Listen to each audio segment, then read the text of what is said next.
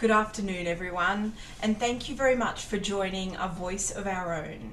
My name is Megan Spindler-Smith, and I am the Acting CEO of People with Disability Australia, or PWDA for short. PWDA is a national peak disability rights and advocacy organisation made up of and led by people with disability. We have a cross-disability focus, which means we represent the interests of people with all kinds of disability. Our vision is for a socially just, accessible and inclusive community in which the human rights, belonging, contribution, potential and diversity of all people with disability are recognised, respected and celebrated with pride. I am coming to you today from the beautiful Durrag country in the Hawkesbury, and I absolutely acknowledge the knowledge and sharing of elders both past and present. A little bit about me. I am a pale, femme-presenting person with my hair that is reddish up in a bun with a flower and a fringe. I am wearing dark rimmed glasses and a pink top and a mismatched pair of earrings, one with a muted rainbow and other with a heart with a snake inside it. I'm proud to be here with you at the second A Voice of Our Own National Online Conference. Each speaker today is a PWDA member, and I thank them all for being part of this event and for their continued leadership in creating change by and for our community. I also thank our audience for being here. It is absolutely wonderful to have so many of our members and our community here with us today. I would like to now hand over to PWDA member Daniel McDonald to conduct an acknowledgement of country. Thank you once again for being here, and I hope you enjoyed today's event.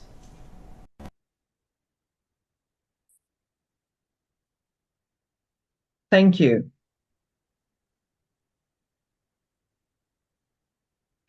My name is Daniel McDonald, and I'm wearing an American t-shirt, which is green.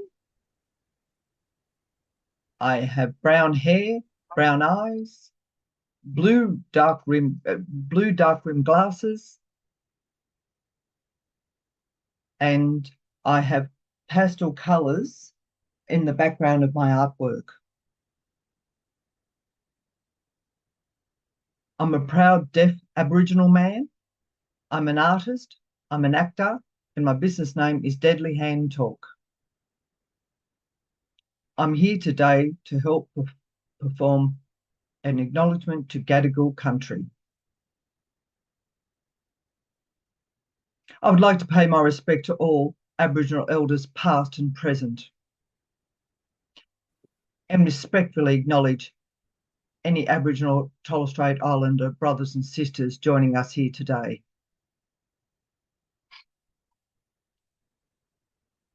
It doesn't matter which Aboriginal nation you come from, whether you're Indigenous or non-Indigenous, we are all brothers and sisters. As we joyfully gather on this meeting place, it is only right that we honour the traditional custodians of these lands and waters. Today is the 3rd of December, and we have a special event here.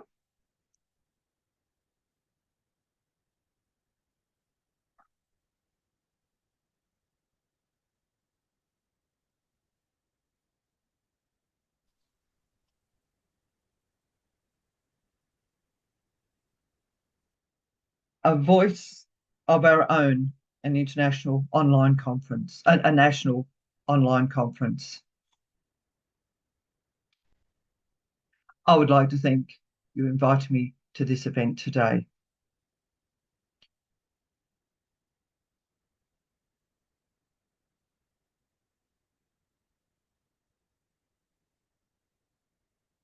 I would like to talk to you about my painting, A New Begin Start New Beginnings.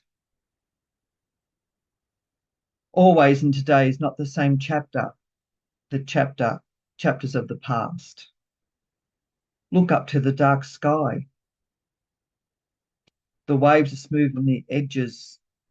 If you're hurting, sit on the sand and look at the sun in the morning. Listen to your heart. Smell the sea mist brought in by the breeze. Feel your hands swirl in the sand. Everyone is around you. You are never alone. Value the simplest life's pleasures. Find meaning in small things and the magic in every experience. Start the new beginnings. On Gadigal land here today, it doesn't matter who you are, it doesn't matter where you're from, but you are here on Gadigal country. We need to remember the past and acknowledge and have inclusion and understanding in the present, and have love and respect for each other for the future. I would like to thank you for inviting me here today, and thank you for the staff and the interpreters for their hard work. And please travel safe home and keep in contact with your friends and family. Have a wonderful Christmas and a great 2026. I'll see you next year and enjoy the event. Thank you and bye for now. Thank you so much, Daniel, for that story about not just your art, about the importance of an acknowledgement of country and finding a time to reset in what is such a busy and sometimes overwhelming time. Thank you. I will now take us through the housekeeping and accessibility for this event. Please listen to this information so you know how we will be running the conference, how to use the different Zoom functions, and how to get technical help if you need it. We have Auslan interpreters, David's on the screen now, and a captioner at the meeting. You'll be able to see the interpreters on the screen during the meeting, and they will swap about every 10 to 15 minutes. If you want to see the captions, please press the closed captions button. You can find it in the Zoom toolbar, and it has an icon with CC on it. We will keep everyone's microphone turned off to help us run the event without lots of background information and noise. I'd like to thank everyone who submitted the questions for our speakers. We have used these questions to develop the questions we will ask the panel today. Due to time restraints, we will not be taking live questions from the audience. However, you can absolutely submit your questions in the following ways. Please use the Q&A function. So if you click the Q&A button in your Zoom toolbar, type your question and press send. You can even choose to be identified or anonymous. In the chat box, while we will not be taking questions through the main chat box, if you're having trouble accessing the Q&A function, send your question directly to the user event questions. We encourage everyone to use the chat box to share comments and connect. The chat box will be monitored by the PWDA team to ensure that this remains a safe space for everyone. However, if you need any help during the session, message technical support in the chat box. And you can also contact us via email, which is pwd@pwd.org.au,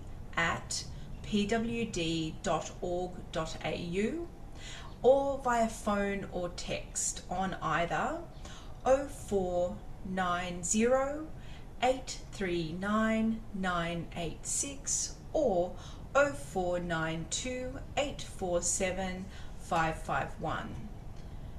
Throughout the event, you may hear the voice of a PWDA team member, Kath, who will communicate with our facilitators about time or contributions from attendees. This is what Kath's voice sounds like. Hello, I'm Kath, and this is what my voice sounds like. Finally, thank you for your patience during the event.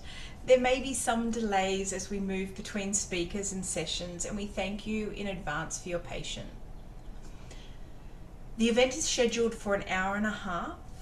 Please feel free to take time away at any point if you need it. Before we start the official agenda of the conference, we would love to know a little bit about who you are. We're going to launch a poll which has a few questions on it, and it won't take too much time to complete, and you can answer as much or as little as you like. The poll should appear on your screens now, and it will be up for 1 minute. I know that it's shown up for me. Please let us know if it hasn't shown up for you. The questions are: what state are you joining from today? Do you identify as a person with disability? And are you a member of PWDA?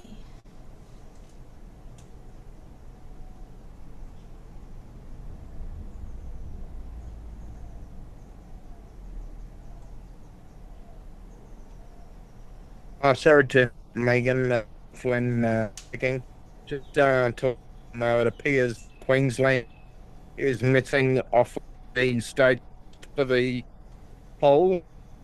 Megan speaking. Thank you for letting us know. I will get the team to have a quick look and find out what's happened. Team, are we able to pull this down for a moment? No, we can't add in Queensland right now. Apologies.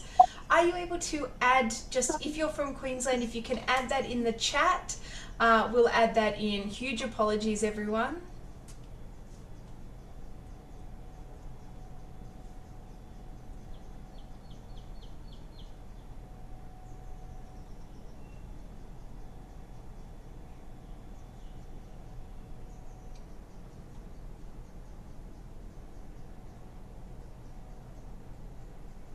This is Tracy speaking. I'm going to end the poll now. Thank you. Thank you.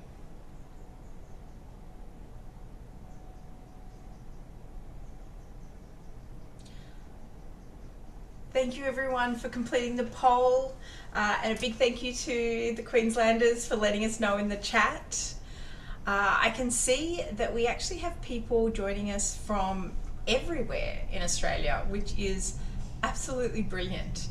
And let me see, we have 70% identify as people with disability, and we have 49% are PWDA members. So thank you so much. It's great. Remember, if you are a person with disability, you can become a member of PWDA and to join us in promoting the human rights, equality and dignity of all people with a disability in Australia. As part of that, you get access to all of our events and activities. It's free to join, and it's a great way to connect with other people with disability and influence our work. The PWDA team are linking a post to our membership form in the chat now. While that happens, I would love to introduce our interim president, Daniel Flynn, for the welcome address. And over to you, Daniel.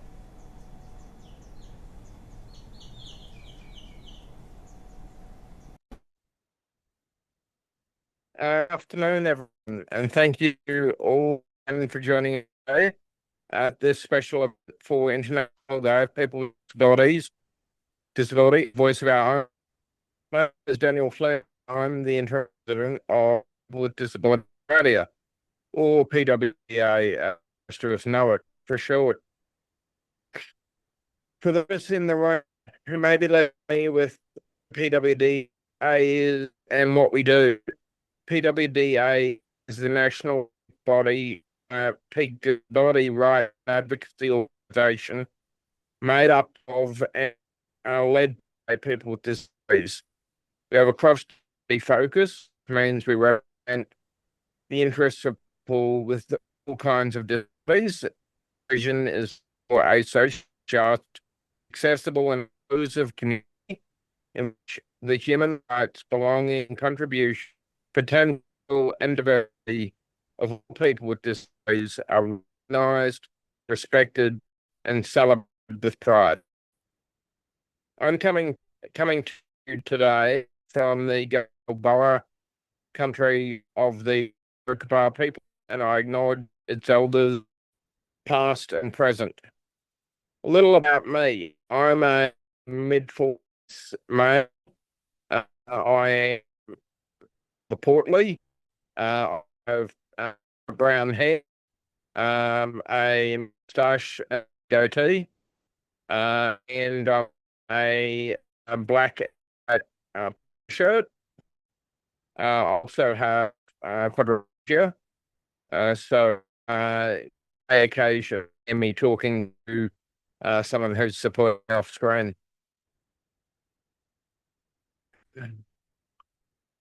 Uh,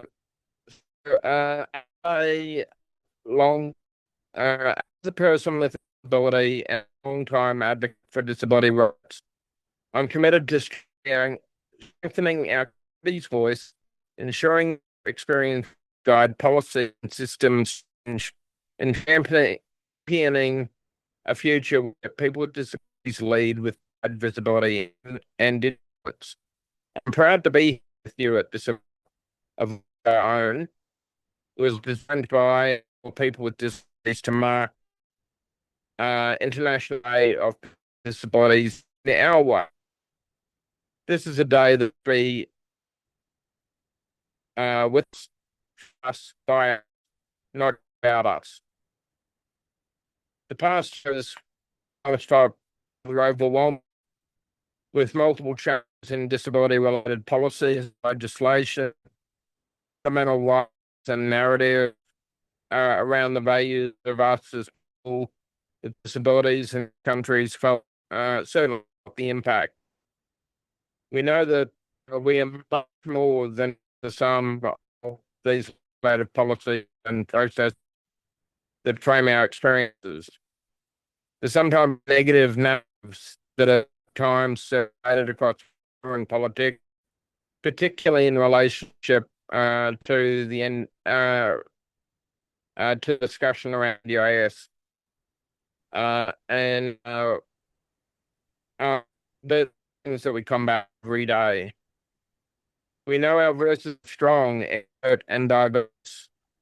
Today we use the opportunity of IDPwD to highlight some brilliant people in our community who are key to the advancement of advocacy and disability rights across Australia. We're joined today a great lineup of disability advocates and community voices that have played an ongoing role in fighting disability rights 2025. I'd like to thank all of our speakers for being at this event and for their continued leadership in creating change by and for our community. And I thank you all again for being here. I hope you enjoyed today's event. We now have a video. I'd like to introduce a recording. In September, Dr. Alistair McEwen, AM, recorded a special address for on forum 2 years on disability recognition. That event has been postponed until a certain time next year. We wanted to share this timely message of the community. As former Australian Disability Discrimination Commissioner, former Commissioner of Disability World Commission, and PWD member, Alistair reflected on 2 year history, including areas of progress and areas of concern.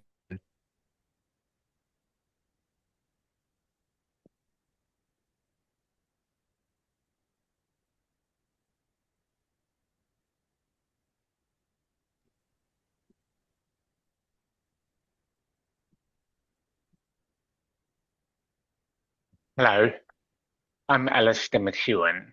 and I was one of the commissioners on the Disability Royal Commission. I acknowledge the Kaurna people, the traditional custodians of the land of which I am, and I pay my respect to their elders past and present. I also pay my respect to First Nation people who are in this forum. This week marks the 2-year anniversary of the final report of the Disability Royal Commission.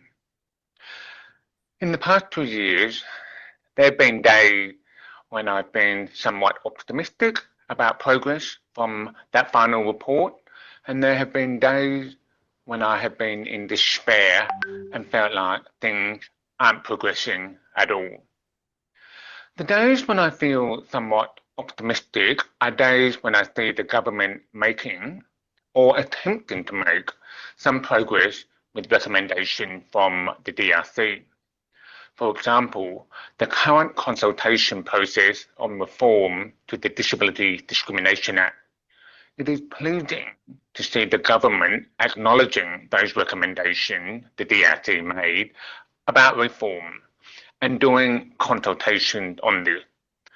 I would, however, urge the government not to over-consult and instead get on with legislative reform.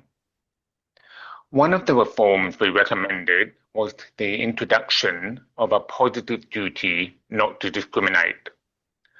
This would mean shifting from a reactive model that relies on disabled people to make complaints about discrimination to a proactive framework, one that requires organisations to ensure they do not discriminate.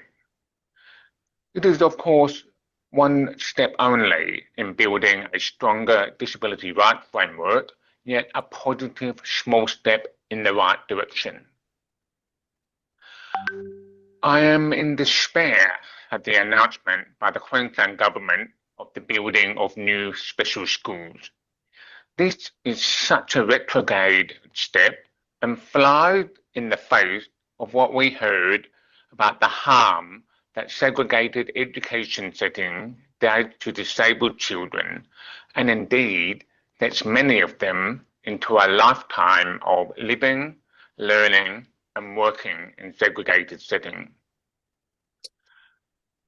When I have those days of despair, I go back to the final report and remind myself that thousands of disabled people poured their heart and soul into providing information and evidence to the Royal Commission.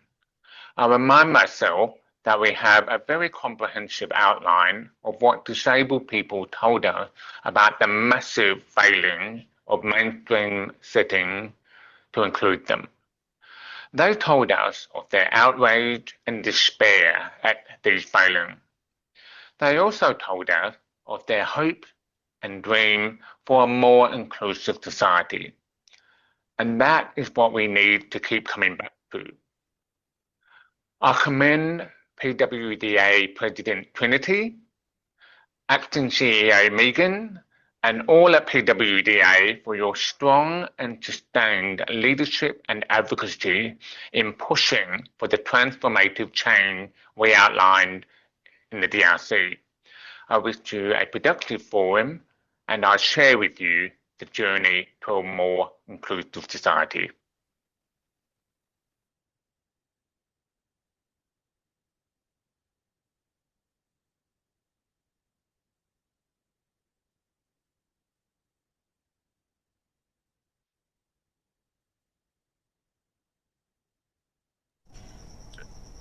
Thanks, Alistair. Daniel Flynn speaking again. I've had to turn off my video as apparently my audio was glitching and making it challenging for the interpreters. Thank you, Alistair, for sharing that personal reflection with us all today, and we appreciate your tireless advocacy, all of us.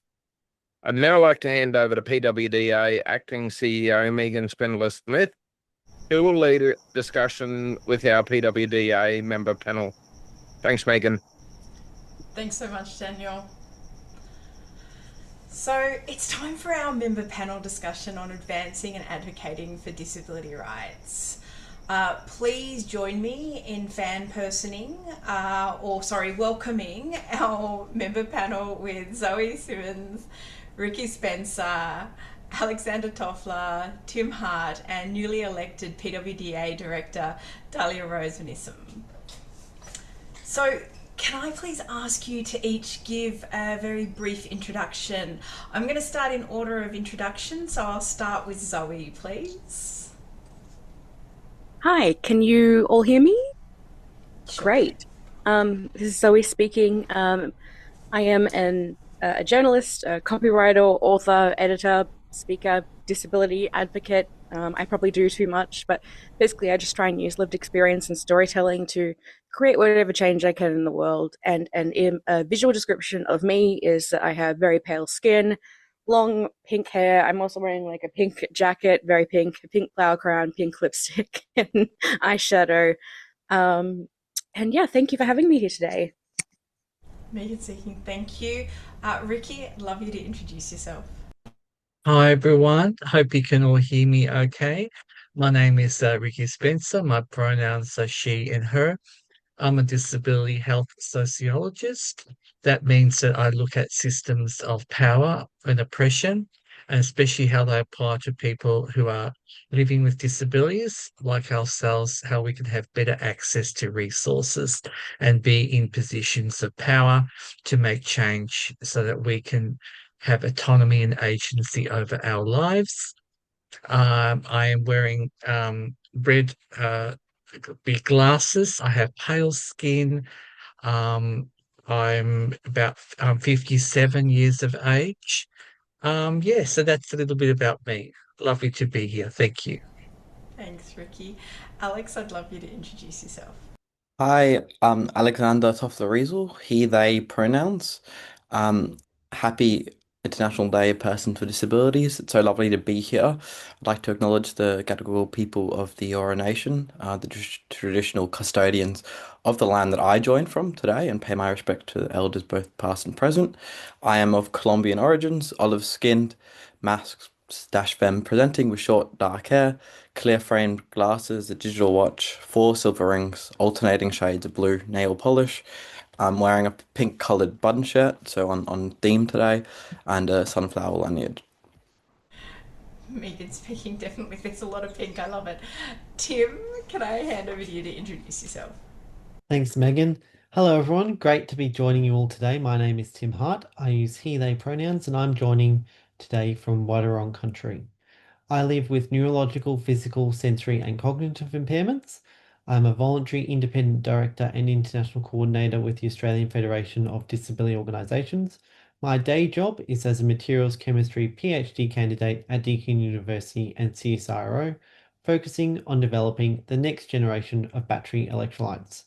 My disability advocacy work focuses on strengthening inclusive governance, elevating young disabled leadership, and embedding about us with us across policy and systems. Thank you. Thanks so much, Tim. And Talia Rose. Thanks, everyone. Talia Rose Vanissum, I'm a Wopabara woman, and I live with psychosocial disability, physical disabilities, and newly minted neurodivergent community member, fresh, hot off the press, got the report and everything. The call was coming from inside the house. It is not a shock to anyone. I work across Indigenous Closing the Gap policy, NDIS policy, justice, health, education, you name it, with a big focus on the intersection of gender and indigeneity to make sure that my community's unique and intersectional challenges are recognised and solutions are embedded in systems. My day job at the moment is as the strategic director at First Nations Advocates Against Family Violence, which is a legal assistance peak. So working with a lot of our friends across the community legal centres and legal aid to advocate for inclusion in those spaces for those affected by family violence, but also our mob with disability as well. Yeah, that's me. Oh, and I'm a newly appointed board director here at PWDA. Thank you so much, everyone, for introducing yourself. We've got some great questions that have been made from the questions that people in our audience have asked as part of registering for today's event. So what I'm going to do is ask their questions, and I would love for everyone to answer. I'm happy to be a bit pushy and point someone out to start for, but if you really, this is important and burning for you as part of the panel, please share your views. As respected disability advocates, can you tell us where your passion for advocating for our communities come from, and how can people start their own advocacy journey? Who'd like to start? I can be pushy. I'm going to be pushy. Okay, Ricky, please go. Hi, what a great question to start us off. So for me, I do a lot of work in the health advocacy space, especially around consumer health engagement. This is the most important area I think that I really want to encourage you all to be involved in, because it's important that people with disabilities and carers as well are there in the foreground when it comes to hospital boards and be able to make decisions and explain to medical professionals the barriers that people like us face. For myself, I have a number of physical disabilities, so I use a walker to walk. I also live with autism and complex post-traumatic stress disorder, BPD, and a number of other neurological conditions. And it's for people like us that we really need to shape and really allow that people in hospital spaces that make policies understand access when it comes to information. Why do we need these types of services and supports? How do we get into hospitals? So many times, I'm sure many of you, I also have to disclose, I do sit on the NDIS First Nations reference group and a number of health spaces. So when I advocate for our communities, I advocate for every single person in Australia living with a disability. I talk about how, it costs us energy, time, and just our dignity at sometimes trying to even get to appointments and having to sit and wait in waiting rooms. Nobody talks about waiting rooms and the impact with you're in pain, having to wait or be stared at. So for what I would suggest to all of you is that find something that you are passionate about. For me, it was hospital boards and hospital changing, and then get involved. I put my details in the chat, so very happy to share my resources, everyone. Being a health sociologist, I write in this area as well. But most importantly, every voice counts. And please, please, please put your hand up for your local health board so that across Australia we can all connect and make accessing health a better place for all of us. Thank you. Thanks, Ricky. I love the fact that you've started with an area that's of really importance for you and that has expanded into multiple spaces and the overview of that. I'd love to hear from one of the other panelists or all of the other panelists. Zoe, I'd love to hear from you about what started your journey. I know that you have had a very public journey in this space, so I'd love to hear more about it. Yeah, sure. So Zoe speaking. I never anticipated that I would, have any kind of public storytelling, but here I am. So I've always been really passionate about storytelling, but also smashing stigma. And I was born autistic, although I didn't know that until I was 27. So growing up for me, it was mostly about mental health because I am bipolar and live with anxiety. So I was always quite passionate about just talking openly about that because it was so stigmatized and I did not understand how stigmatized it was, like even to the point of having family tell me that they're ashamed of me and like, you're not the daughter I raised and things like that just because I talk about it. So and when I started developing chronic pain and chronic illness in my 20s, it just turned my life upside down. And suddenly the world is very, very different when you're in constant pain and you have constant fatigue. And it's more than just fatigue. It's not being able to even think, let alone cook or clean. And that really changes you. And I realized how many of us are in these experiences and how many of us are being discriminated every single day and almost every single way you can possibly think of. And as I kept experiencing it and seeing it and hearing other people's stories, I just realized that this was such a big problem. And I was like, you know what? I'm going to talk about it. I'm just some random writer, but I was like, okay, cool. So pretty much how I started was just I'd have an opinion and I'd write a blog. I might pitch an article or make a post or a video. And as I've been doing that throughout the years, people eventually started watching. So now I'm at the stage where some of my videos are getting like 60,000 views, which blows my mind. I'm like, whew, wow.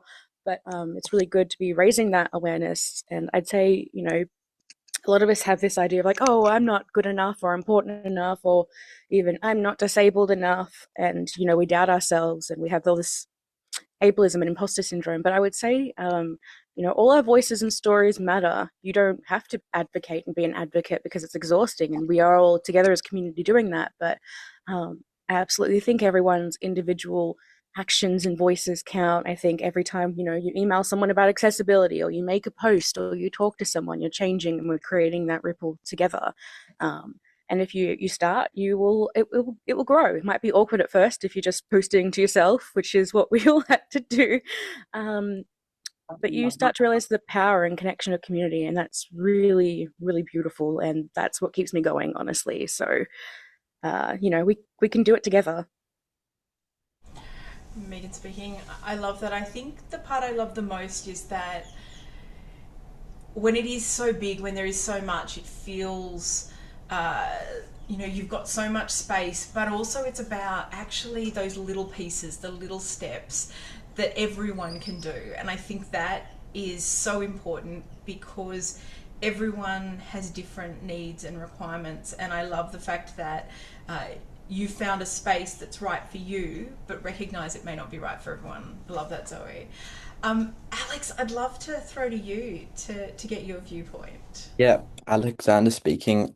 Just for context, I'm 24 years old and a second year postgraduate law student at Melbourne University and a student representative at the university and now an inaugural youth committee member of the United States International Council on Disabilities. So very much in the context of like youth advocacy. And my passion for advocacy comes from two places. My own experience as a neurodivergent student living with multiple disabilities and the responsibility I feel to the communities I've been elected to represent. And I sit with a constant tension between glossy commitments to inclusion and the reality of under-resourced support services and reactive systems. And that disillusionment is actually what pushed me into advocacy. Because if the law and the policy say we have rights, why is exercising those rights so hard? And for how people can start their own advocacy journey, I would say like start with your own story on your own terms. You don't have to have a law degree or you don't have to have any background, but really the first step is realizing your story is evidence and invaluable. And then the second thing would be find your own lane. Some people love policy and submissions, whilst others prefer peer support, creative work, or behind the scenes organizing, community building. All of those parts are valuable advocacy, and then connect and collectivize. Because I think at university, I've found a disabled student network to be where like I've had my life change for the better because I've found those people that can just connect without necessarily having to explain or justify my experience. Megan speaking. Thank you, Alexander. I think the fact that you're being able to share your story and then there's this space now not to explain it or having to justify who you are is so really important for the ability for others to be part of this space. Tim or Talia, I'd love to hear from you. Talia Rose, please go ahead. Thanks. I just wanted to touch on this one quickly because I think it reminds me of a couple of things that have happened in community lately, where one of the aunties at a recent conference said, you know, you don't need permission to start doing this stuff, to stand up for your community. If there's a peak body or a membership or something that's doing something, you don't need permission to stand up for yourself from them. You can do it on your own back. Of course, we'd love to have you here as a member of PWDA and join our movement, but you can do that on your own. And from the moment that you call something out or you accept that harm is not the normal going forward, you're already an advocate. And so it's just kind of building on that. And the second part for me, this question reminds me of going through different journey, and somebody asked me, what was my why? Like, why was I here? Why was I doing this? And I think for me, and hopefully other people that have strong cultural backgrounds or family obligations, for me, I was born with my why. So I'm lucky in that sense. Like, I have an obligation as a Wopabara woman to look after my people, to show reciprocity, to care. It's our cultural way of being. And it's very different to the paternalistic kind of care infrastructure that's imposed on us by different systems that we fight back with disability rights and assert our rights in. Instead, it's our embodiment of how we protect each other and how we've stayed alive and how we enact our principles of self-determination. So like in this space, like obviously for our communities who have been beaten down by a system that if you see yourself and everyone around you not having access to rights, that's the norm, that you don't kind of walk through life with an entitlement to things. Like if something's not working, you're just like, oh, well, standard. And you continue on. So education through that rights lens and noting Once you go on. like, oh, I've got feedback from somewhere that's throwing me. But just education from that rights lens and knowing and actually seeing something. And for us, it's normally somebody else. We're not really individual focused. Like for me, things would happen. I'd be like, yeah, I mean, that's the way it is. And then I'd see something happen to my mum, who I'm also a carer for, and I'd be like, absolutely not today. And so as soon as you take that position, which most of us are probably already doing, you're already an advocate and you don't need permission to start speaking up about that. Megan speaking. I love that. I also think it's so important to recognise that for many of us, it's so much easier to advocate outside of ourselves, that sometimes it feels really hard to advocate for ourselves, and that can feel really difficult and anti who we are as people. Tim, I would love to hear from you around what has kind of brought you on this journey and how you think others could come on the journey of advocacy. Thanks, Megan. Tim speaking.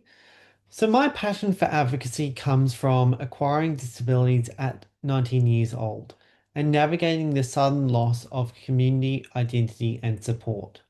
That experience taught me how deeply systems shape our lives and how powerful it is when disabled people lead that change. Advocacy doesn't need to start big. It begins with sharing a personally experienced issue and understanding that issue in a systemic context. Then connecting with community and sharing your lived experience.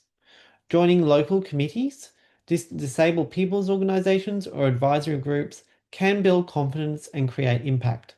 Importantly, advocacy is not about perfection. It's about persistence, solidarity, and recognising that our stories carry transformative power.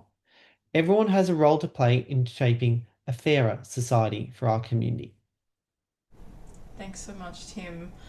I think what spoke to me the most in that was around the fact that our stories do shape things, and storytelling is such an important part of what we are doing today as well. So thank you.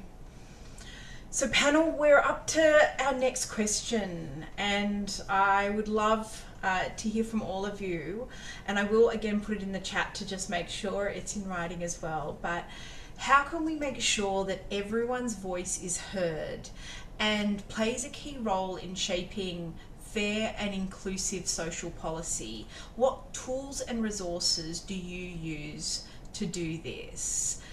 Who would like to go first, or am I volunteering? Some voluntelling. Okay, Alexandra, I might actually volunteer to you, especially because of what you're studying. I think this is a really interesting balance for you. Thank you. Yeah, Alexander speaking. Yeah, I think we need a shift from speaking for to sharing power. And a lot of the work that I do at university is about shifting from we consulted with students to students co-designed this. And the Convention on the Rights of Persons with Disability is very clear that people with disability must be partners in decisions that affect us, not just recipients or of services. And I think meaningful co-production is a core implementation strategy for the disability standards for education, which was just under review. And disabled students, in my context, should be shaping policy, and I've advocated for that to be enshrined within university policies. And it's about making sure everyone is heard in the process itself, which requires the process to be accessible, because a lot of the times there are barriers in how, even within our own communities or within our own committees, inaccessibility does perhaps exist and creates a barrier there. And I think it also means centering intersectionality. Like, as a queer neurodivergent person, I'm acutely aware that disabled international students, First Nation students, and students of colour often experience compounded barriers and are rarely in the room. And we must build processes that actively seek out and protect those voices rather than waiting for them to fight their way in.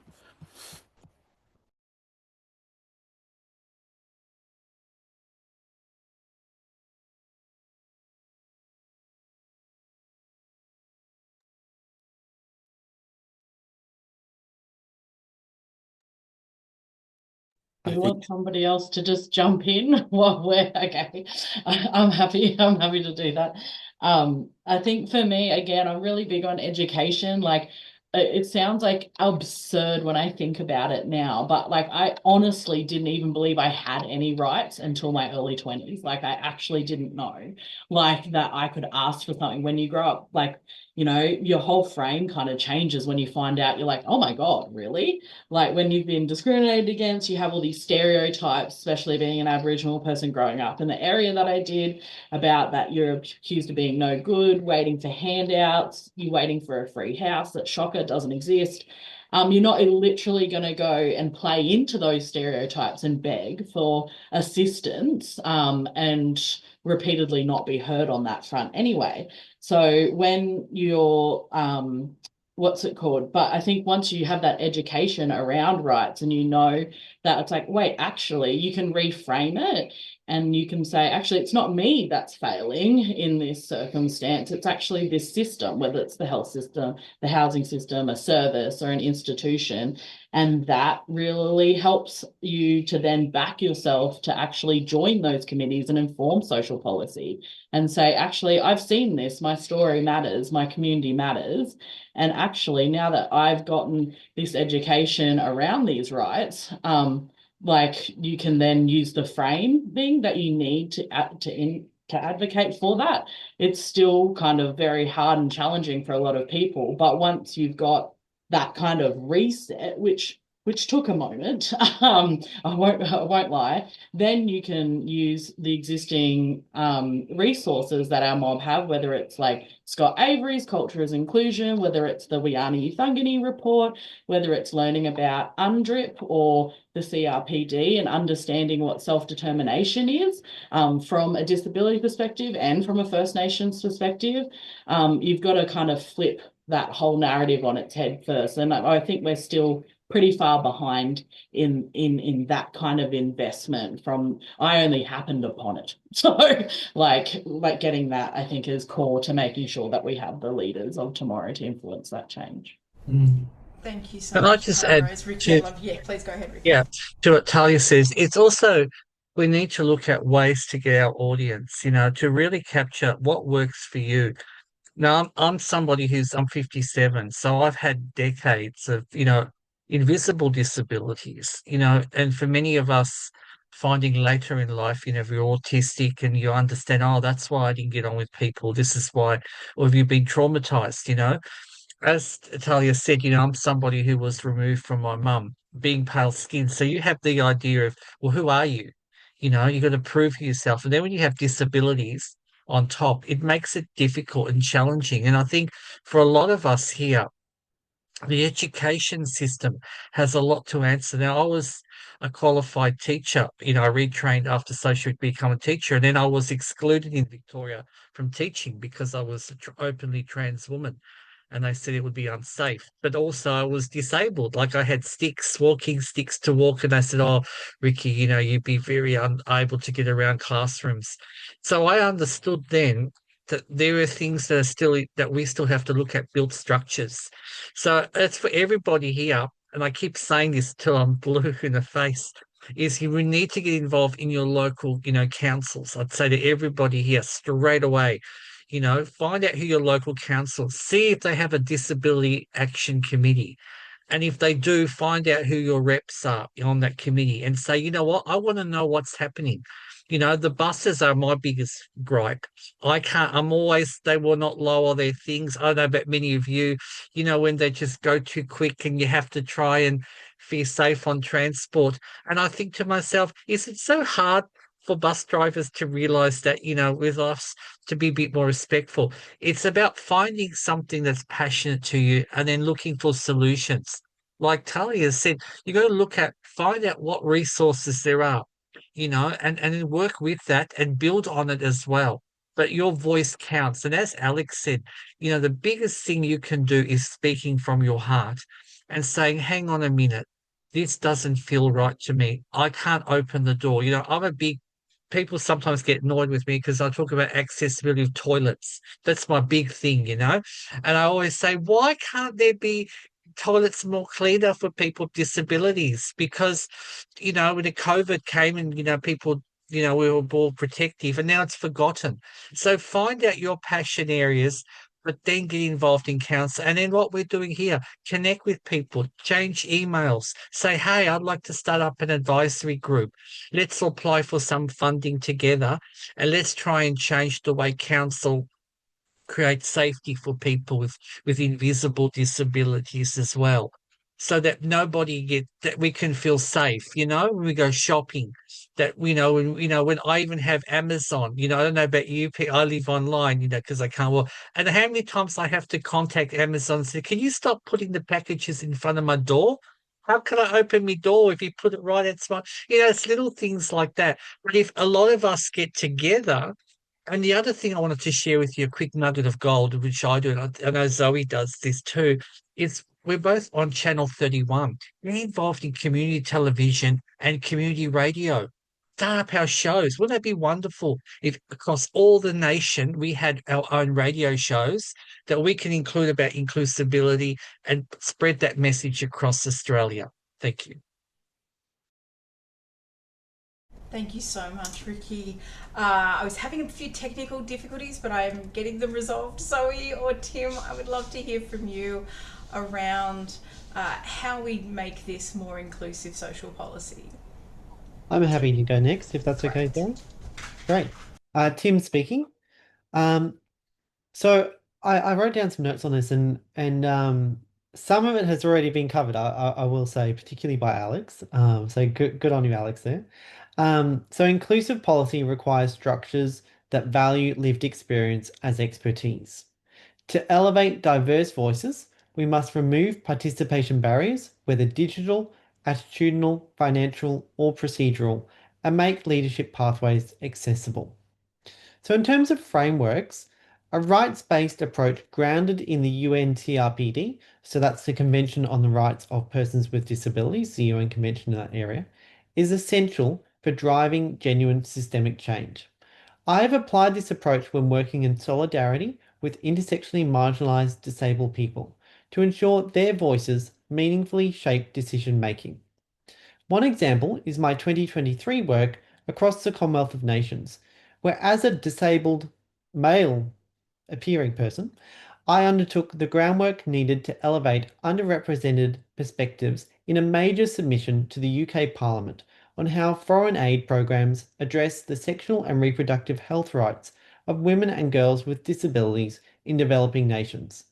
This approach ensured those most affected were centred in the policy conversation. We must deliberately seek out voices missing from the room in our processes. Regional and rural, First Nations, culturally diverse, young, LGBTIQA+, and multiply marginalised disabled people, because policy is only fair when everyone is heard. Thank you so much, Tim. And Zoe, I'd love to hear from you. I think everyone has said such amazing things so far. But I mean, a lot of my work is trying to make sure that we get more people's voices heard, because a lot of what we hear in mainstream, for example, are usually the most palatable and privileged in the community. And that shouldn't be the case, because that means we miss out. We need to make sure that LGBTQI plus people are included, and all levels of marginalization, people of color, of course, people who are plus size, people who are poor, people from all these different experiences, because we shape it together. And in a lot of my work, it is looking at the most multiply marginalized people who are impacted the most, especially when it comes to, say, writing a submission for the NDIA. And what you hear is really, really, really bad, but that's not really known by most people outside of the space, which is unfortunate. So I think it's up to us to acknowledge when spaces aren't inclusive enough. Like if you notice, oh, hey, there's not much diversity here, it might be uncomfortable to call out, but you do have to call it out because it makes a difference. And I think those of us that do have certain privileges really need to learn about why it's a privilege. One of my personal favorite books that I've read that's really taught me a lot is Ruby Hamid's White Tears, Brown Scars, which honestly just blew my mind. I think that should be compulsory reading for everyone, because even if you think, oh, I'm not contributing to that, not knowing about it is still contributing to it. Unfortunately, it's not enough to just be like, oh, well, I care about that. We have to actively work towards it and actively learn and reshape these things. And when it comes to what tools and resources, I'm lucky enough to work with a lot of organizations that have really fantastic resources and abilities to get people in multiply marginalized spaces. But for me, I guess social media. I just try and connect with as many people as I can. And I love when I see someone cool that's doing cool things, and especially advocating for something that we don't often hear about. So amplifying other people's voices, definitely. And creating opportunities to amplify voices if they don't exist.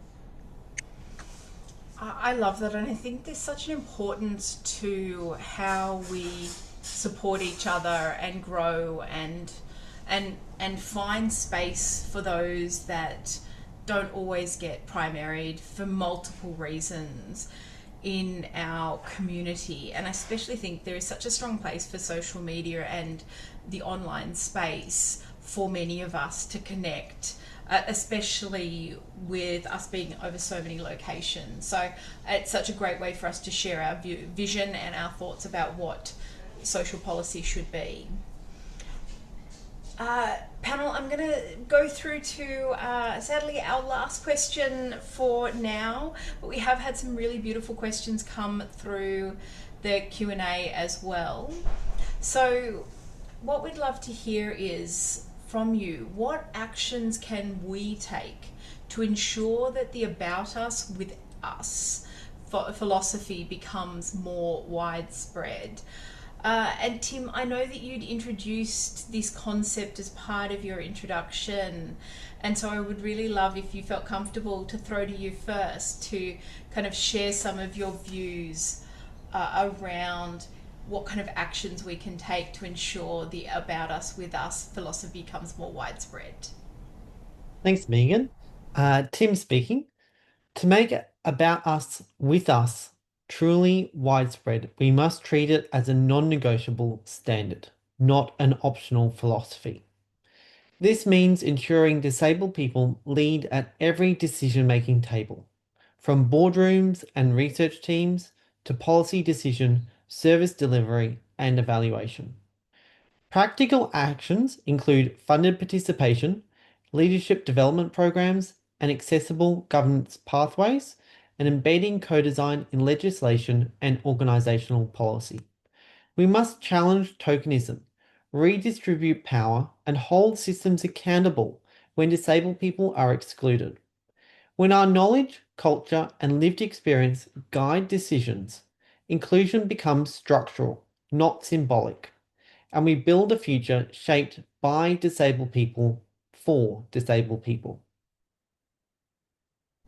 Thank you, Tim. I absolutely love that. And the buy for us is so extremely important. I'd love to hear from Talia Rose around this space as well. Watch me try and sneak in my answer to the last question as well. I think I think for this there's definitely some learnings to be had from the closing the gap and space. We've had a kind of a big uptake in our priority reforms. There's still a lot of work to do, don't get me wrong. But under the National Agreement on Closing the Gap, for those who don't know, there's 4 kind of priority reform areas, and one of them specifically targets shared decision making.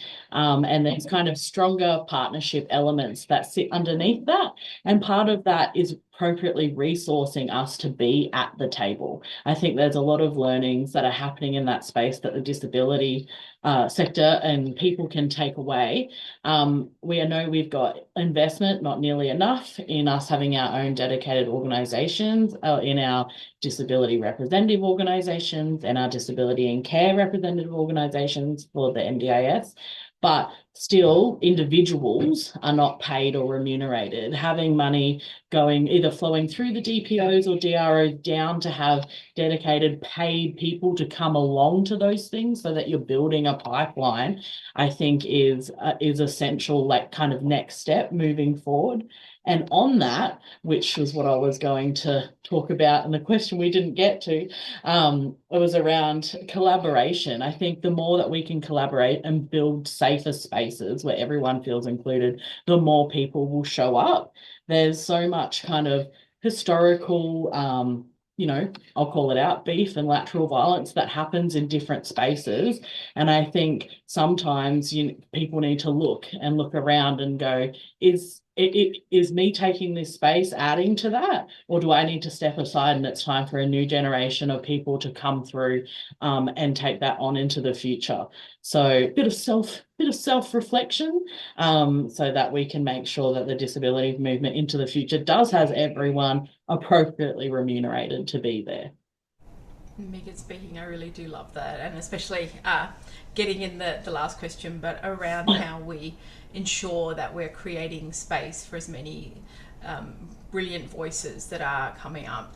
So I would love to hear from Alexander or Zoe or Ricky on this one. That would be great. Sure.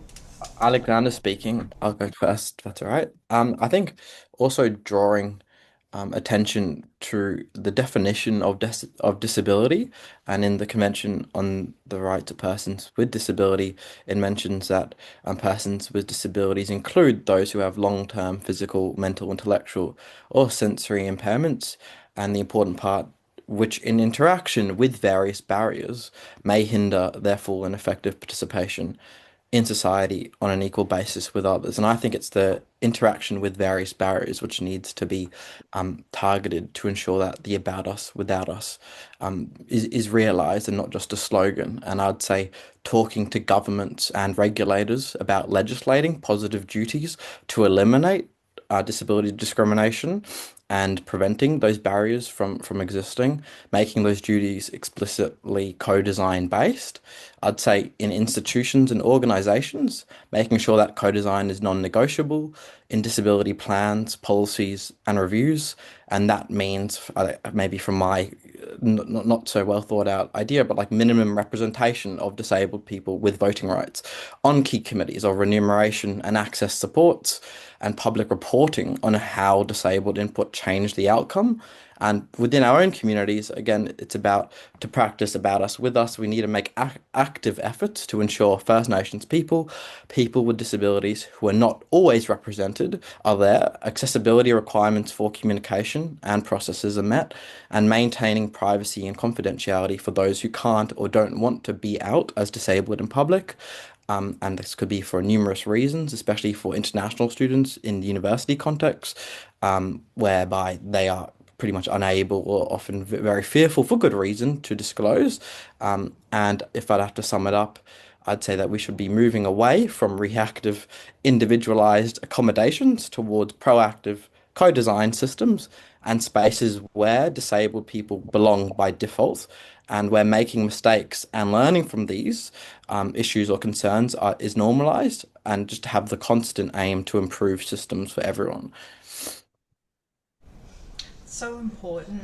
Ricky, I'd love to hear from you on this one to Yeah. really help Look, us. And this then is Zoe, I'll get something you to wrap up.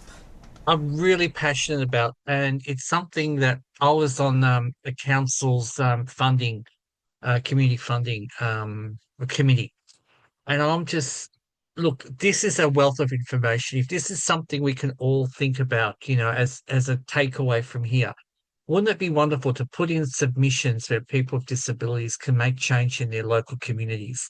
It can happen. Now, it starts off with a one-off funding like within my local council, you could apply for $25,000 in funding to see how we can support to make places more safer, create footprints, create awareness raising. So similar to what Alex is talking about co-designing, but creating opportunities for change starts at your local level. So that's why I put into the chat, we lobby the council. We find out we want to create a new position in every council in Australia that has an ambassador who's remunerated, someone with living experience, who will oversee all of the region in terms of accessibility, and ensuring that that is taken into place aligned with the Human Rights Charter of Disability. I'm thinking big. I'm thinking let's start on that sort of thing, demanding it, not just a token advisory on, in a council, which, yeah, does serve. I want policy change. I want governance. I want someone with not lived, living disabilities who's beyond there. Even two people should share that position. So, and then they can say, okay, how do I make these spaces for everybody? I think it's time we start all becoming more involved and saying, hang on, we have a right to be here too. Yes, Mayor, we know you're representing us, but we want somebody representing us with our unique experiences of pain and getting movement around our space and place to make sure that every child, infant, child, adult, and older person can move around the town safely, that the shops are accessible, the resources are accessible, and that we can make better planning decisions. So when you build swimming pools, you build bus stops, the foreground, the voice is there. And within that scope of that position, they can have co-design committees and that our voices raised. I think we need to in order to make invisible disability, especially, more out in the community. Thank you for listening. Thank you, Zoe. I'd love you to wrap us up. Ooh, well, in terms of nothing about us without us, it's hard because we often don't have that power. We're not the ones making the decisions, unfortunately, a lot of the time. I feel like we should be. So I feel like part of that is getting more of us in government, more of us in leadership positions. And I think it's also calling it out when it's not happening. Places that are making decisions without us, NDIS. But also, I would say every system. I know in my work in healthcare systems and being on community advisory committees, you are often just the tokenistic person on there and they don't actually listen to you. So I've kind of found that to make people create change, you kind of have to make noise. And for me, that's been writing articles and making videos and being like, hey, no, put actual pressure on them, because you can complain to a thing a billion times and they won't change. But if you get them in the media, then they'll be like, oh, no, we always meant to be good. Ooh, funny that. But I guess if we just keep repeating it, we keep demanding it. And we also need our allies to also keep demanding it. It can't just be us. So I'd like the general public to also be like, hey, no, not good enough. But not just with disability representation, but with every kind of representation. And hopefully with the more we talk about it, the more we advocate, the more we get these opportunities, the more we create these opportunities for each other. As Ricky mentioned, community TV is something that's quite powerful, and I'm hopefully planning to do some more shows next year, maybe pitch my own. So I guess we have to lift each other up and create these spaces that may not exist, but we're going to make them. Maybe with a bit of, so sometimes I get a bit angry at it. It's hard to not, be frustrated, but we got to keep making this change because disabled people deserve better. We really do. And I think the importance of this is how important our voices, our stories, no matter how we tell them, are to making a difference. I want to say a huge thank you. If you weren't already fan personing before you started watching this panel, I can guarantee you are now. I know that for me it's about 1,000% more. I know there's no such thing as 1,000%, but let's pretend that that's mathematically possible today. Thank you so much to Ricky, Zoe, Tim, Alexander and Talia Rose for your insights, your stories and your personal drive to help change our community. Well, sadly the panel part is over. However, I am really excited to introduce our next presenter and PWDA member, Ruth O'Brien. Ruth is a singer and songwriter from Canberra. She has been a lively part of the Australian music scene for over 10 years. Her music is inspired by jazz, soul and pop. And recently, Ruth became a new mother and has channeled her creativity into a new podcast called Motherhood Unedited. In her podcast, she talks about her experiences of becoming a mother for the first time. She shares her story, helpful tips, questions, funny and embarrassing moments, and highlights of her journey as a new mum. So please give a really warm welcome to Ruth. Thank you so much, Megan.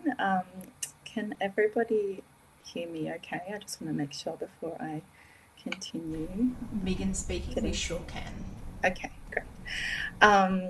Yes, thank you so much to PWDA for this incredible opportunity to talk with you. Well, firstly, I'll just give a short visual description so that you know who I am. So I am a white woman in my late 30s. I have short brown hair. I'm wearing a black top with red flowers on it. And I'm sitting here in my living room with our new air conditioner going, which is very exciting because it's been really hot in this room for a few weeks. So I'm quite thrilled about that. Happy International Day of People with Disability, everybody. I think it's incredibly important to be super proud of who we are because, oh my God, I don't want to start crying already. We really are strong people.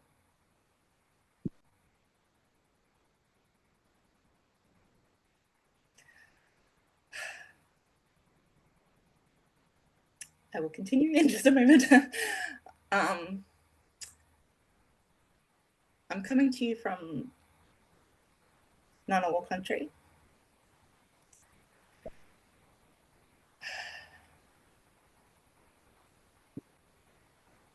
And I acknowledge and pay my respects to elders past, present and emerging. Bathroom light off. And hey Google, bed lamp off. Sorry, I think there's a somebody's mic. Yeah, thank you. Pay my respects to elders past, present and emerging, both on Ngunnawal land and any land that you're coming to this meeting from today. I'm going to talk a little bit about my lived experience of disability. I think that, as has been previously mentioned, there's a huge array of experience within our amazing community. Yeah, I also just want to shout out to everyone on that panel. Like, everything you said was so on point and just, yeah, really important. So, oh gosh, I'm an emotional person, so I think we're all going to get along.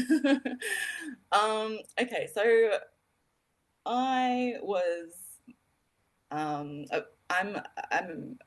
as was mentioned, I'm a new mother, and it's been a real hell of a 6 months for me. My little girl, Winter, was born on the 1st of June. She is an amazing little baby. But my intro to motherhood was quite tumultuous, I guess. Winter was born 2 months early, and we spent a lot of time in the hospital in that first 2 months. She came home on the 13th of August, and yeah, and then the whole newborn phase of life went on from there, which is another journey. So, but yeah, some people might know me from my work in the creative industries. In Australia, I've worked for Accessible Arts in the past. I've worked for Women with Disabilities ACT, but I'm also an independent songwriter, singer, arts administrator, writer. I've done a bit of acting, but I wouldn't put that at the top of my resume because I'm not very good at it. I don't think anyway. But my most important work really has been around accessibility education in the arts and general disability advocacy work. It's like every day I just feel more and more proud to be a person with disability.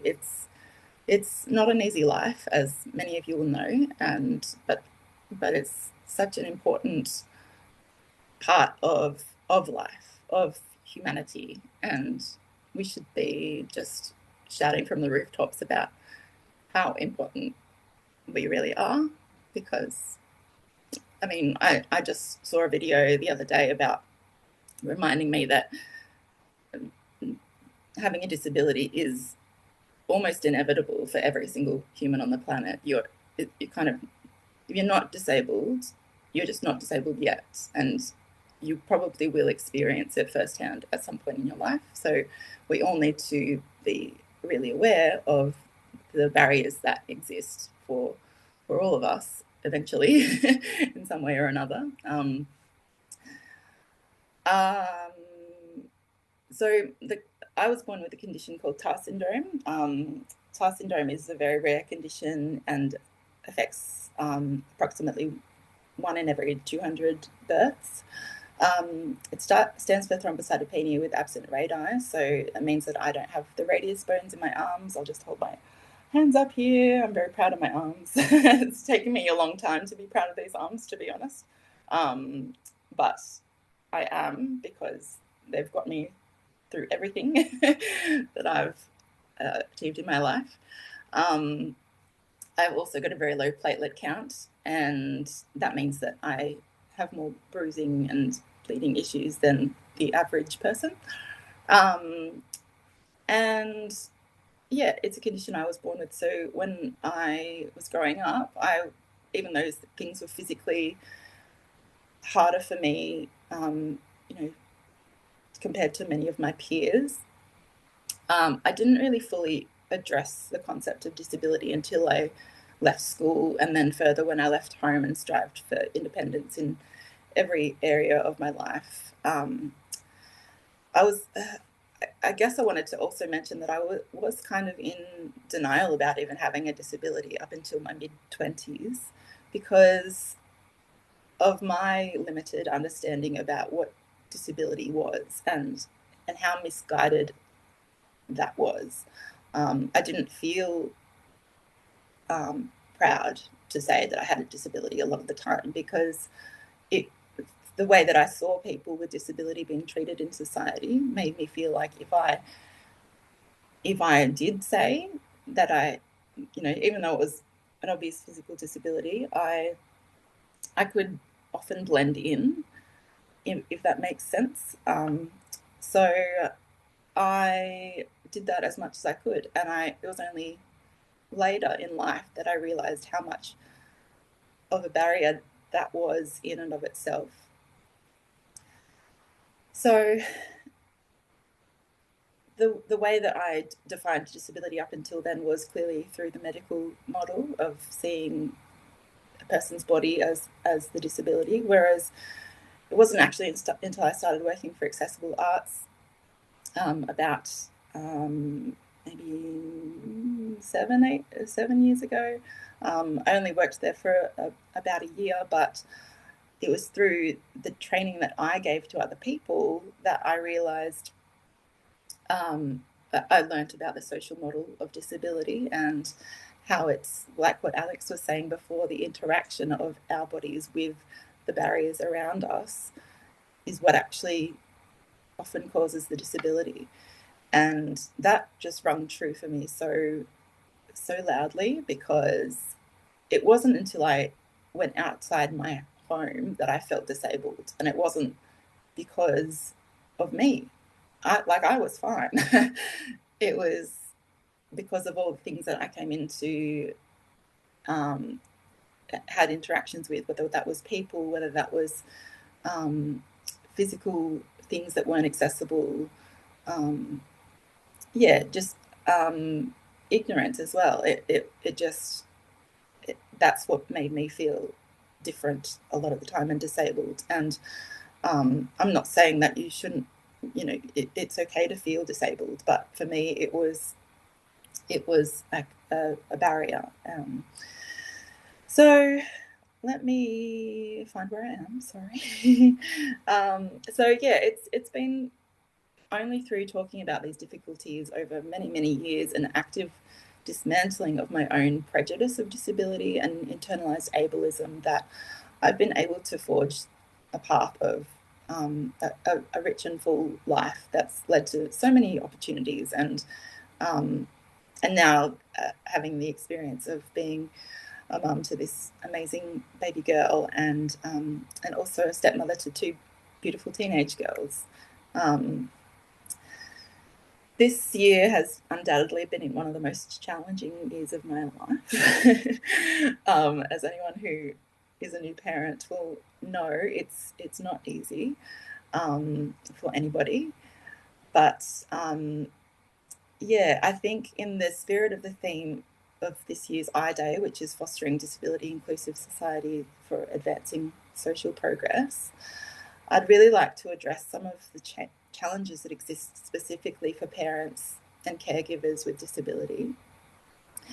I really want to actively encourage anybody with any influence in these specific areas to act and try to make a difference, because it's hugely important, not only in the welfare of lives of people with disability and their families, but society more broadly, as it impacts all of us, whether we realize it or not. So I just want to give a quick story. So on this, I will give a trigger warning. It's not a graphic story, but it might be too much for people at this point in time, and I completely understand that, but I just want to give you a scenario of something that happened to me while I was in hospital. So if that's not for you, just mute me for the next maybe 30 seconds while I tell this little bit. And I really for the people that are in this room around doing a lot of health advocacy, I'd really love to have a chat as well, because it's really important to make these changes. But after the birth of my daughter in June, I was in hospital for a week, and for the first few days I was unable to get out of bed. I just had a cesarean under general anaesthetic. I'd just come out of ICU due to a complication during the birth, and I was on heavy pain medication. I had compression stockings on my legs, had various IVs in both of my arms, and my call button for any help had been placed out of reach, and the door to my room was closed.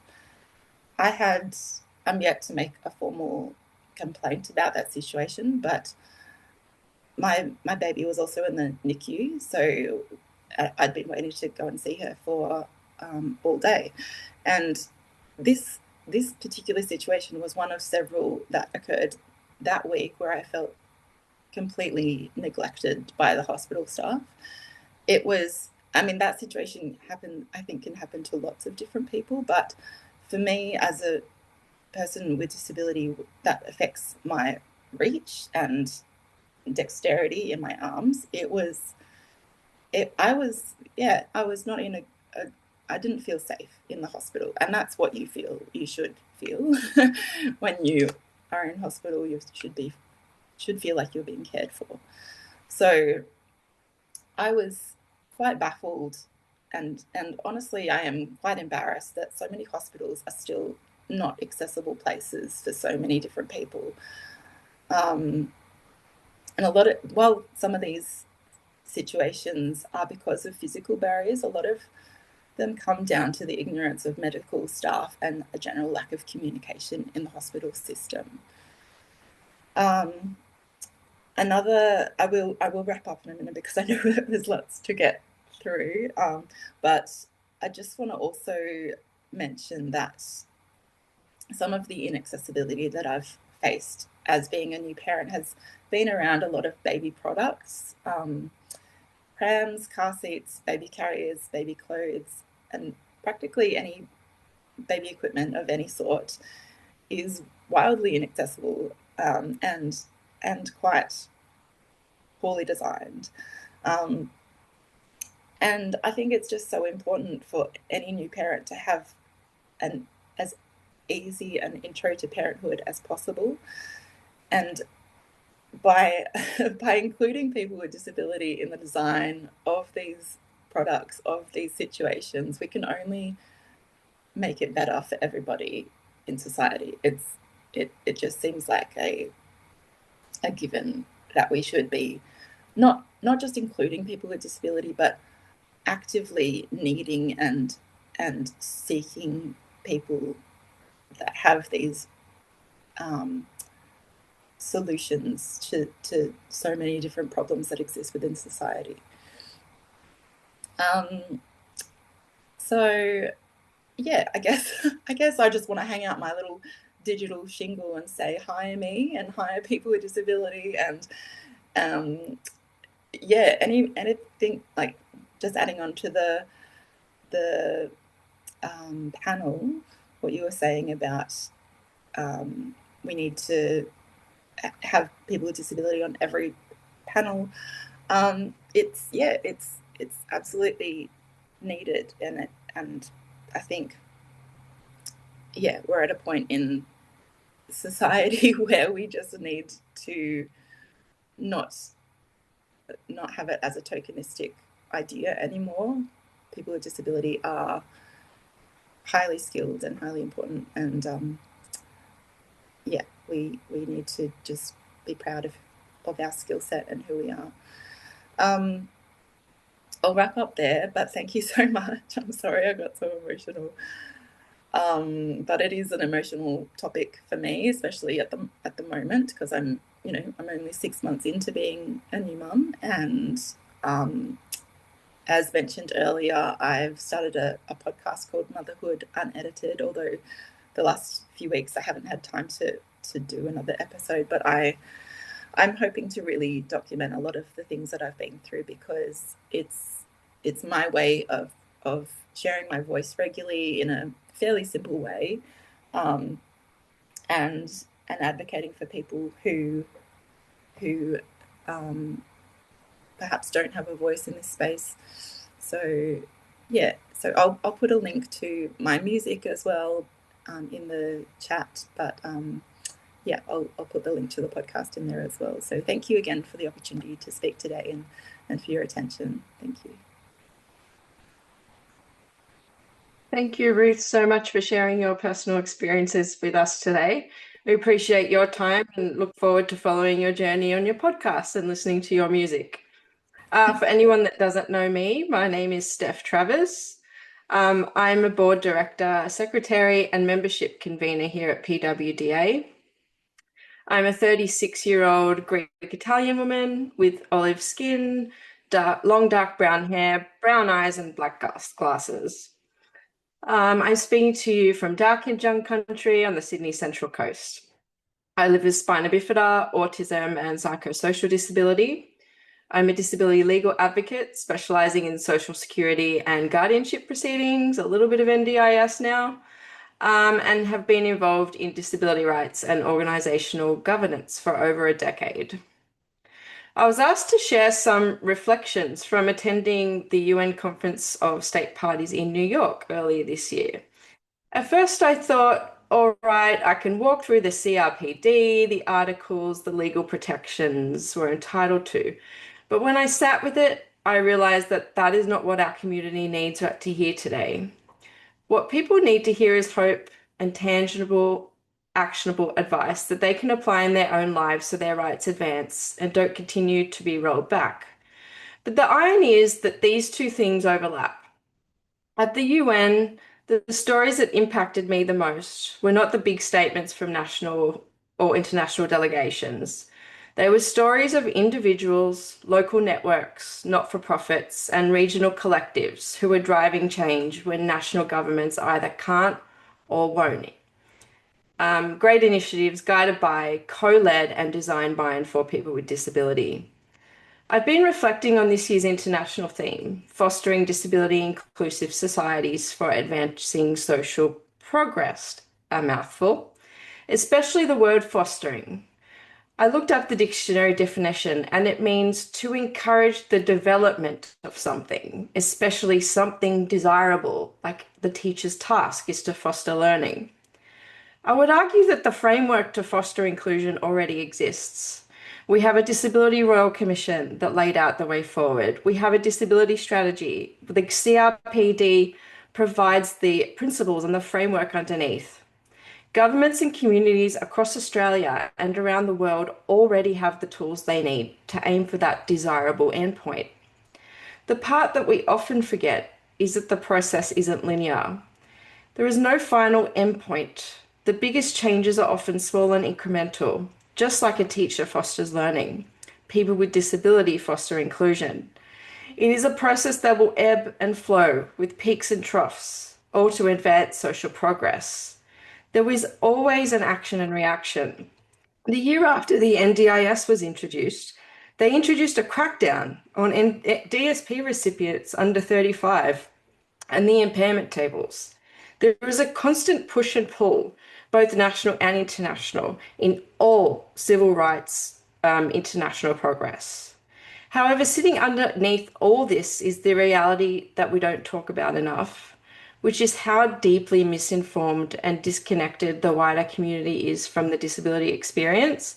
And I think today, even though some of us are conflicted with today, is a day for us to acknowledge that and allow people that aren't disabled to hear our stories, even if it is on a tokenistic level. It's a way forward and a way in, but today must not stand alone.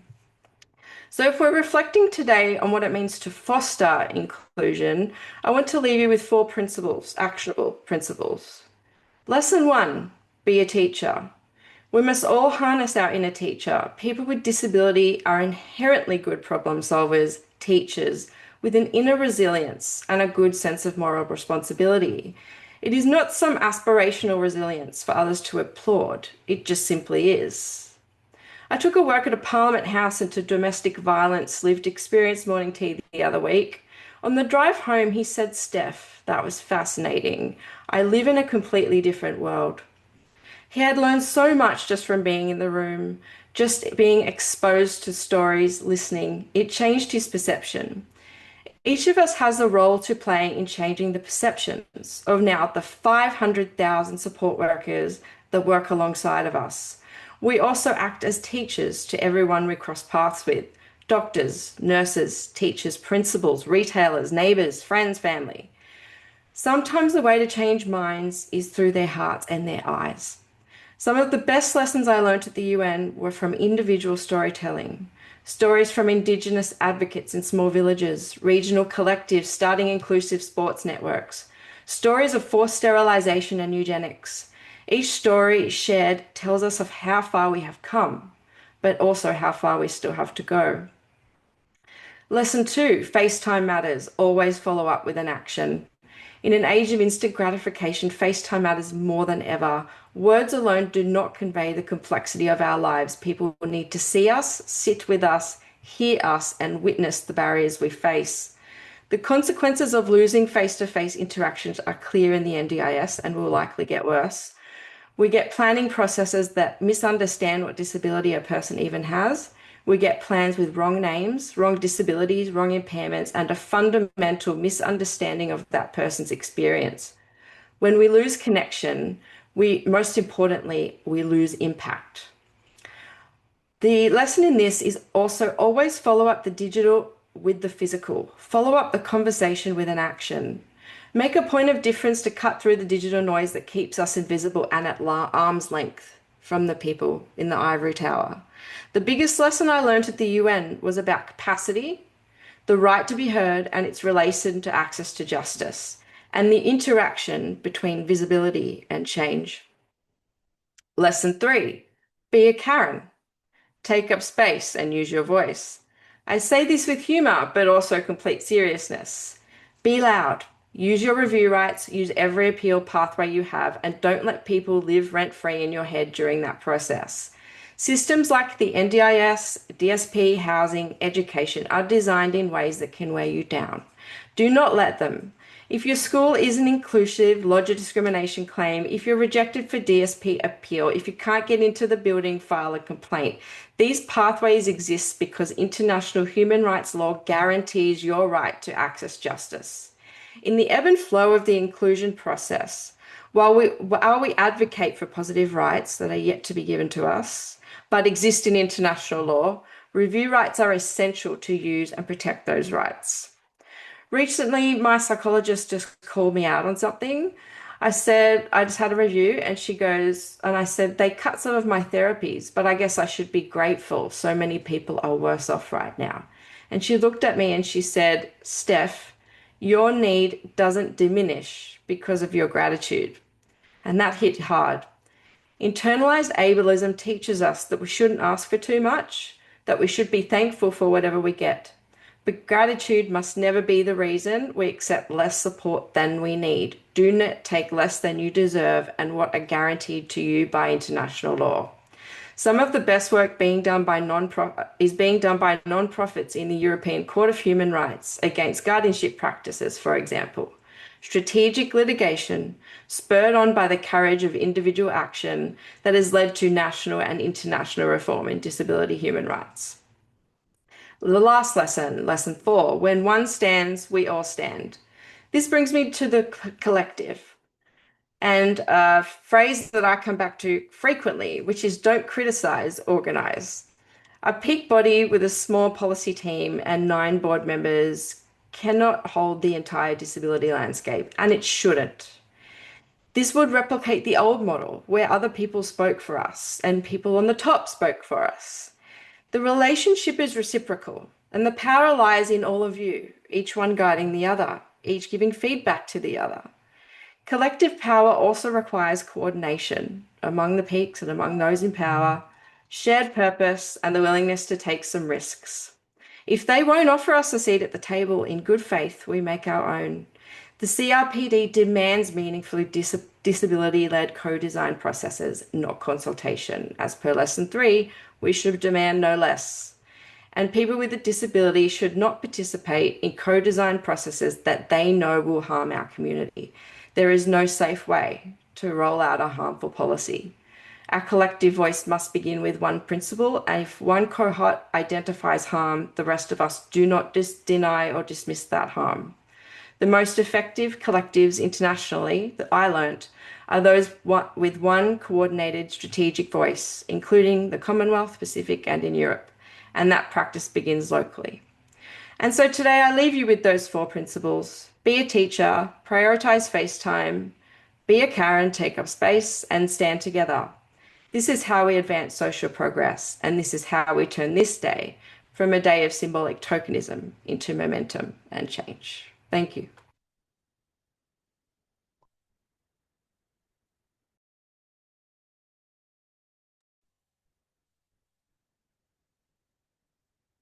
Thanks, Steph. Daniel speaking. Thanks for sharing your experience and expertise with us today. I'd like to extend that thanks to everyone who has participated today, either as a speaker, moderator, or in the audience. Before we go, I'd also like to acknowledge that all speakers here today are people with disability and are all PWDA members. PWDA is led by and for our members, and as PWDA interim president, I'm especially proud to have our members out in force today, being the voice of our community, a voice of our own. If you are a person with a disability, I invite you to become a member of PWDA and be part of our work promoting human rights, equality, and dignity of all people with disability. Membership is free and gets you access to all our events. The PWDA team are posting a link to the membership form in the chat now. Thank you once again. A recording of this conference will be sent out to all people who registered and will be published on the PWDA website and social media. We'll also provide written responses to all of the questions that have been provided via the Q&A. Goodbye for now. Have a great day.